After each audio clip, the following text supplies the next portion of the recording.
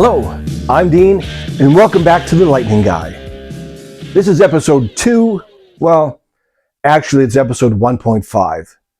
I did record episode 2 in mid-December, but then Ford decided that they were going to discontinue the Ford F150 Lightning.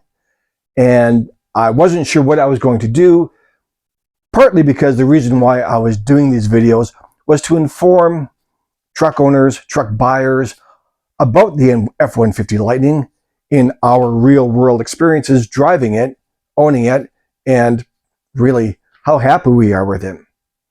Now that's all changed because obviously the F-150 Lightning is discontinued, and there's not going to be, moving forward, a whole lot of interest in buying any F-150 Lightnings at all.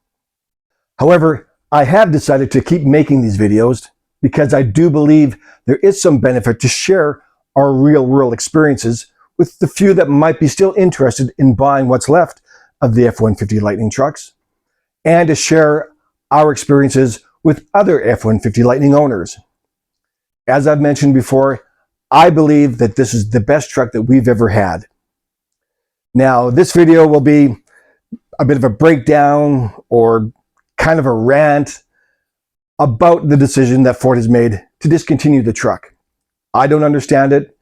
I listened to a lot of other F-150 Lightning owners who definitely don't understand why Ford made this decision, because they all feel, for the most part, this truck is an excellent truck. It's good quality, as good as the Ford gas versions, even better than the Ford gas versions in some cases. Now, I've watched a bunch of videos, as I'm probably assuming you guys have as well, regarding Mr. Farley, the CEO of Ford, trying to explain why Ford decided to discontinue the F-150 Lightning.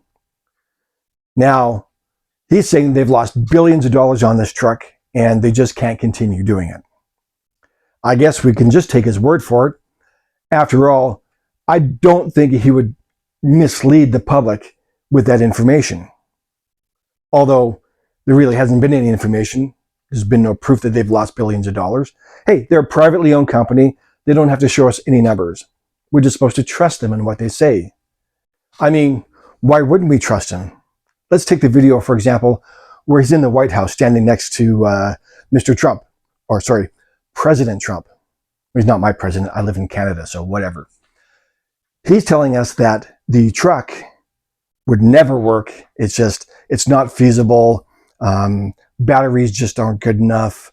The truck can't do what trucks are supposed to do. Oh, wait a second. Isn't that exactly the opposite of what he told the public a few years ago when they first launched the Lightning, saying, this is an incredible truck. This is going to revolutionize EV trucks. This is the path forward. This is a great truck. Trust me, I know what I'm talking about. Yes, let's trust you. So, Ford doesn't want to lose billions of dollars. They actually want to make money on the F-150 Lightning. Hey, I get it. They're a business. They're in the business of making money. But something feels wrong about this, and I think there's more information, obviously, than they're letting on. Or at least Mr. Farley's letting on.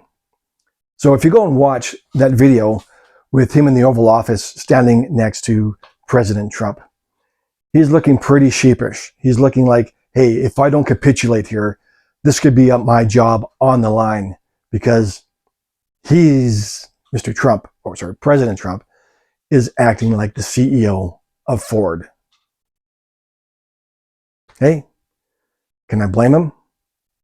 He doesn't feel like he's going to be there if he doesn't capitulate to the president. And he may be right, but that doesn't do anything for the rest of the people who like the Ford F-150 Lightning, think it's a great truck, and think that Ford is making a big mistake and stepping backwards in its progression with their vehicles. So Mr. Farley and the Ford Motor Company are saying, well, you know, we're not really getting rid of the truck. We're just going to make some changes to it. We're going to add a motor to it to make it more appealing to the masses.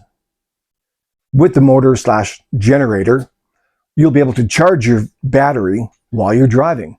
That way you can go longer distances, you can tow further, you can do everything that you can't do with your F-150 Lightning right now. So they say, yeah. I mean, I can see some of the logic in it. However, first off, where's this motor generator going to go? Well, it's going to go where the frunk is. And to me, the frunk is one of my favorite features of the F-150 Lightning. So they're going to add the motor to it. They're going to create this e-rev that's going to make this truck so much more popular with the truck driving crowd. I don't see it, honestly. I agree with a lot of other people out there that this is probably going to end up filling a niche market. But for the average truck driver, you're going to have an e-rev, half battery, half engine.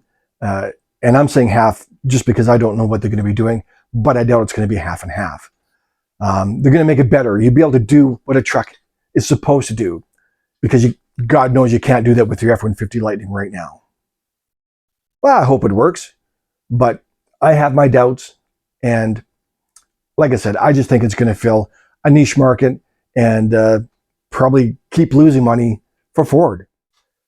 So Mr. Farley says that this new e-rev, this new generation of hybrid Ford F-150 Lightning truck is going to be cheaper. It's going to be more available at a lower price to the masses, which will make it more popular. I'm having a hard time seeing this because they're taking everything that the Ford Lightning has already, putting a generator in it. I don't know what, it's going to be 1,500 pounds. Probably cost a couple $1,000 to add that onto the truck. And it's going to be cheaper than the Lightning is. The math doesn't add up to me. They're going to have to change something. And, watching some videos, and I have the same hunch, is that they're going to have to reduce the battery pack. They're going to have to reduce the battery pack to a smaller battery, lighten the load, make it less expensive to make that battery pack so they can afford to put in a motor generator to make the truck even remotely less expensive than what you're paying for the Lightning as we speak right now. So I guess good luck to them. I don't see it happening, but I don't run the Ford Motor Company, so what do I know, right? I'm just some guy who drives an F-150 Lightning and doesn't have to worry about throwing fuel into a generator to power my battery. So good luck to Ford in making this new e-rev.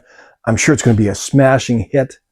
It's going to be exactly what the masses want. They want a battery-operated vehicle that's going to have gas. They're going to be able to do all the truck stuff that they want to do without any of the benefit of having an electric vehicle. That's too bad. I think this vehicle, the Ford F-150 Lightning, all-electric vehicle, is a pretty damn good vehicle. Too bad they didn't see it. Unfortunate that the U.S. government, Donald Trump, got involved in EV, the idea of EVs and where they belong. And I guess we'll see where the road goes. I'm not saying that eventually they won't get to or get back to having fully EV trucks when people actually understand what they're getting with their vehicle. But is it going to be 5 years down the road, 10 years, 15 years down the road? Maybe I'll still have my F-150 Lightning EV truck. Who knows? But I'll tell you this. If I ever have to buy a new truck, it won't be from Ford. Mr. Farley, if you can't stand behind your product and have the balls to stand up to President Trump, I don't need to buy another vehicle from you. Now, you said in the beginning this was the best truck. Now you're saying it can barely do what trucks are supposed to do. Which one is it? Which one is the lie? You've come out and said the beginning, the first statement, the first backing of the F-150 was the lie. You were forced to do it. I call bullshit on that one.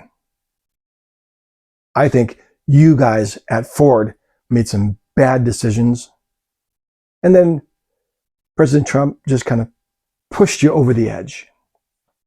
So good luck to you. Good luck to your new E-Rev.